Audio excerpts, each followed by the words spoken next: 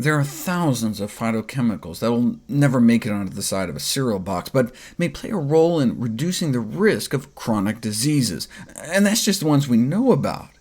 We know whole plant foods have consistently been found to be protective, and so it's reasonable for scientists to try to find the magic bullet active ingredient to sell it in a pill, but pills simply cannot mimic this balanced, natural combination of phytochemicals present in fruits and vegetables.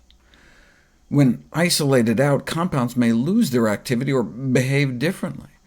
The antioxidant and anti-cancer activities of plant foods is thought to derive from the additive or synergistic effects, meaning the whole may be greater than the sum of its parts.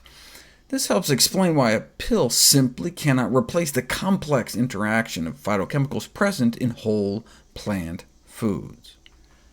As T. Colin Campbell has pointed out, more than 100 trials overwhelmingly show no long-term benefit of vitamin supplements, along with worrisome findings that certain supplements may even increase risk for diabetes, heart disease, and cancer. And supplementation with fish oil appears useless or worse, yet the science doesn't seem to matter. People continue to buy it.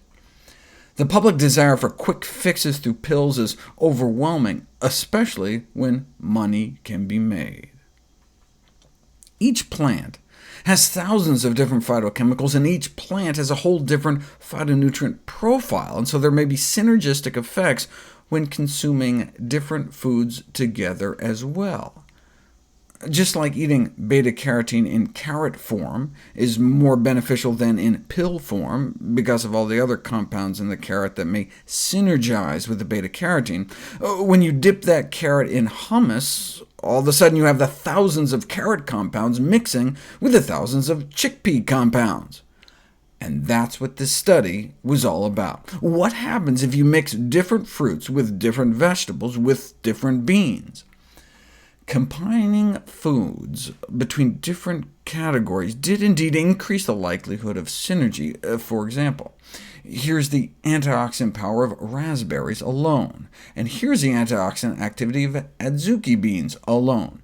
So if there was strictly an additive effect, the expected combination would come up to here. But the observed antioxidant power of the combination came out more than either eaten alone.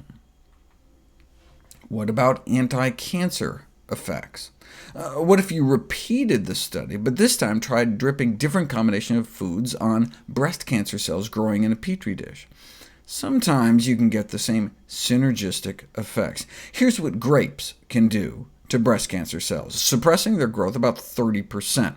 But onions worked even better, cutting breast cancer growth in half.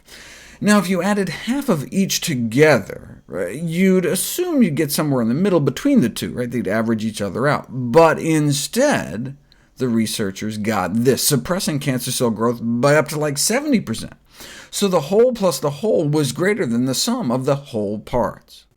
So do they recommend people eat a variety of foods, maybe add some raisins along with some chopped red onion to your next salad?